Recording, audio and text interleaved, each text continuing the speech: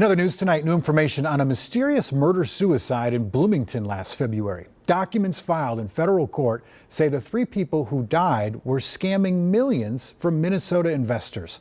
Lou Raguse joins us now with more. Hey, Lou. Hey, Chris. The U.S. Securities and Exchange Commission says Richard Myrie and Dale and Dominic Damon were scamming Minnesota investors with a phony investment fund.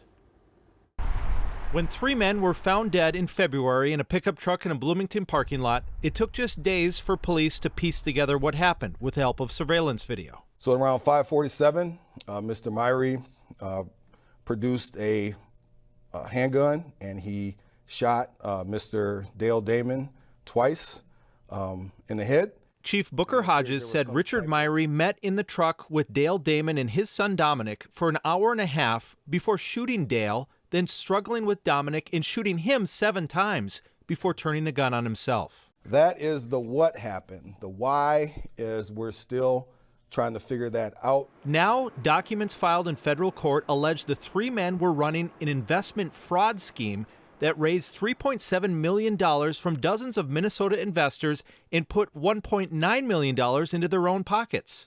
According to the U.S. Securities and Exchange Commission, Spartan Trading Company, run by Myrie and the Damons, was unregistered and signed up investors on the premise of pooled day trading. But the feds say Spartan Trading was a sham, and Myrie gave investors phony profit checks and phony accounting records that showed consistently positive monthly returns in order to keep the investors. According to police and the SEC, Myrie and the Damons met on that fateful day to discuss trading activity and organizational structure, and it turned into Myrie committing a murder-suicide. Regardless of the circumstances surrounding it, it's a tragedy.